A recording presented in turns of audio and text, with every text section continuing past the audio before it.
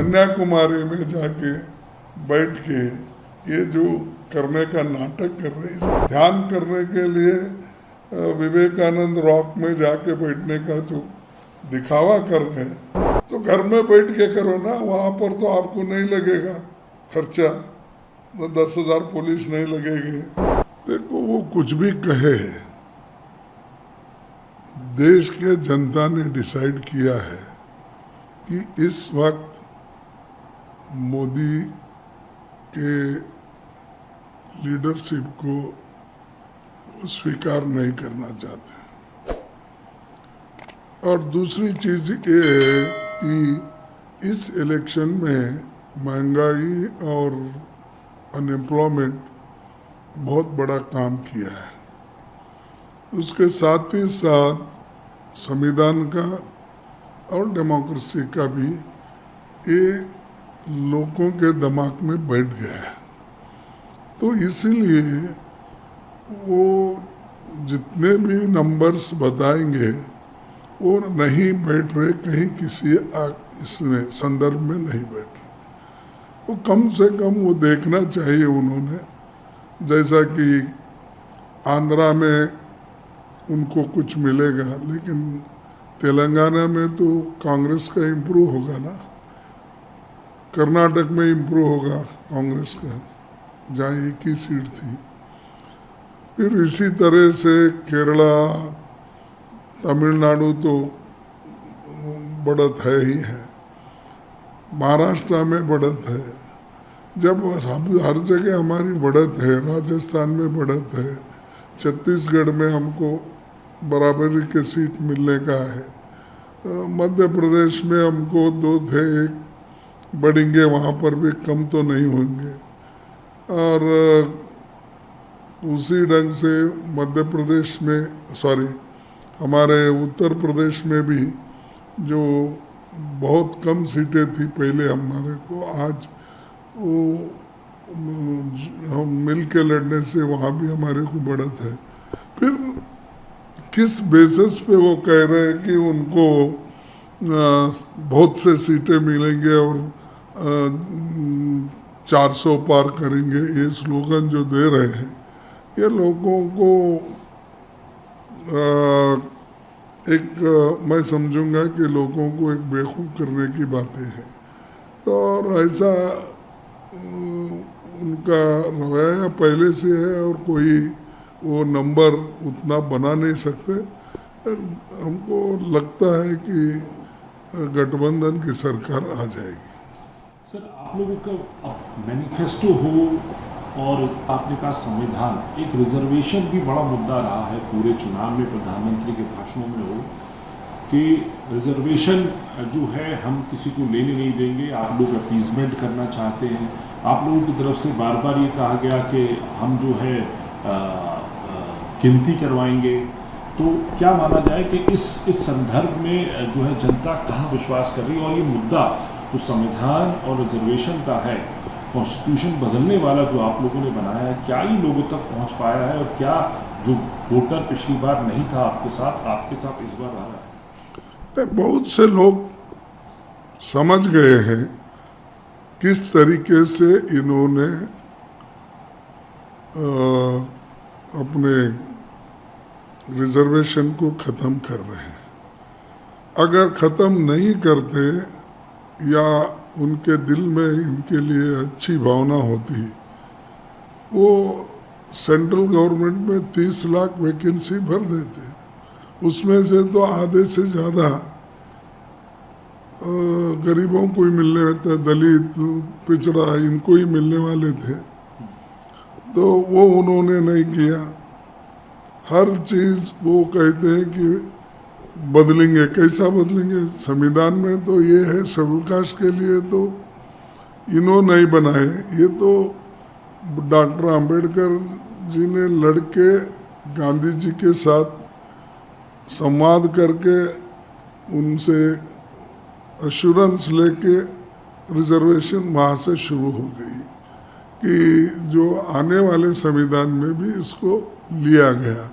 जिसको इससे पहले जो हुआ था वो पूना पैक्ट में बातचीत हो गई थी, और वो आगे बढ़ी और आगे बढ़ने के बाद सभी ने माना, पंडित और महात्मा गांधी जी ने सबको मनवाया, पंडित जवाहरलाल नेहरू जी को, वल्लभ भाई पटेल को, सभी को मनवाने के बाद आखिर में ये रिजर्वेशन क्लॉज कॉन्स्टिट्यूंट असेंबली के डिबेट के बाद आया।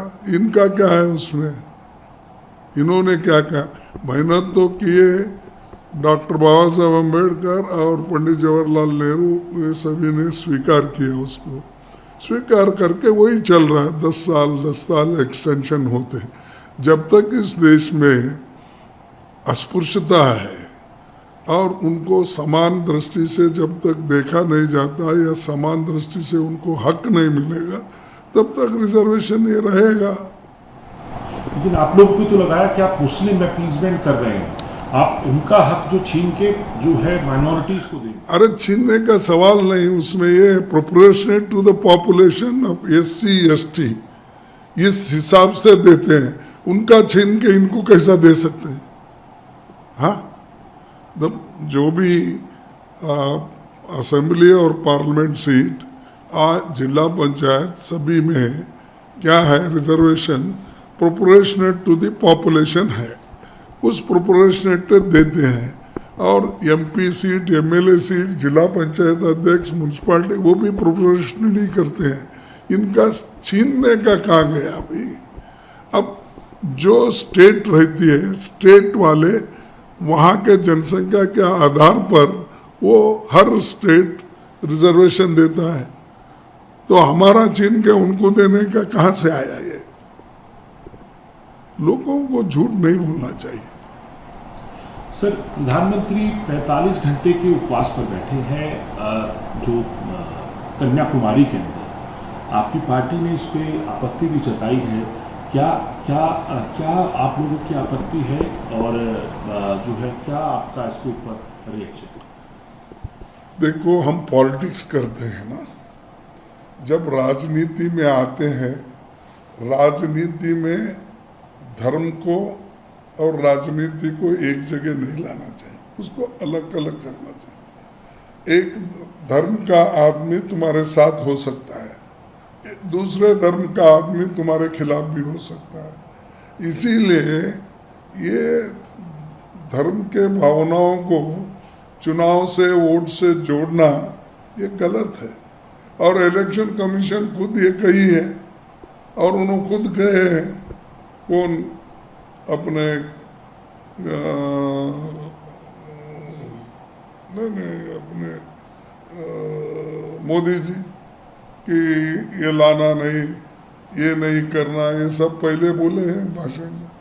लेकिन आज वो जाकर गोवा में जाके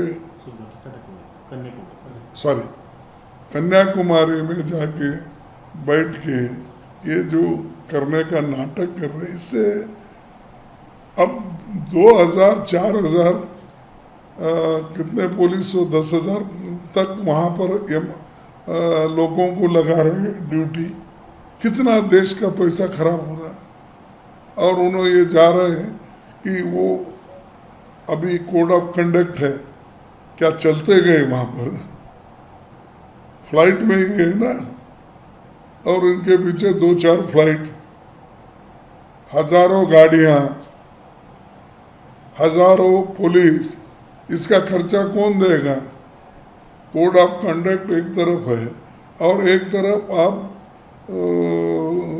ध्यान करने के लिए विवेकानंद रॉक में जाके बैठने का जो दिखावा कर रहे हैं, इससे देश का उल्टा नुकसान होता है, कोई फायदा। अगर आपको भगवान के इसमें श्रद्धा है तो घर में बैठ के करो ना, वहाँ पर तो आपको नहीं लगेगा खर्चा, तो 10,000 पुलिस नहीं लगेगी और इतने विमान का जाना आना नहीं लगेगा और ये सब चीज़ें। नहीं तो आप अपने पार्टी से भर्ती करो, नहीं तो खुद उसको खर्चा उठाओ। तो प्रधानमंत्री को आपने एक और बात किया है, वो उनके बयान को लेकर जो उन्होंने महात्मा गांधी को लेकर बयान दिया, उसको भी आपकी पार्टी लगातार घेर रही है, उस पर क्या कहेंगे आप? देखो, मुझे तो हंसी आती है। महात्मा गांधी जी ये तो गुजरात के हैं। अगर गुजरात के आदमी को महात्मा गांधी जी के बारे में मालूम नहीं है और उसको वो खुद प्रचार नहीं करते प्राइम मिनिस्टर, तो हम क्या कहना चाहिए?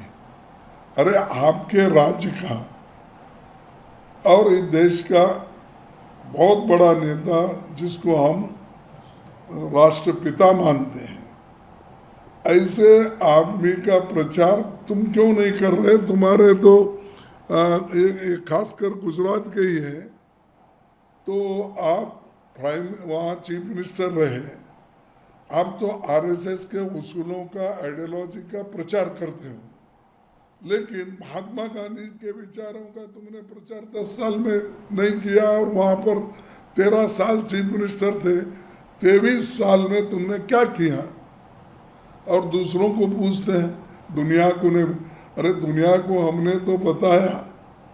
और महात्मा गांधी जी कांग्रेस पार्टी के बहुत बड़े नेता भी और देश के राष्ट्रपिता भी, तो उनके लिए तो हमारे पास तो आदर है ही है, लेकिन तुम्हारे पास उनके लिए कोई आदर नहीं था।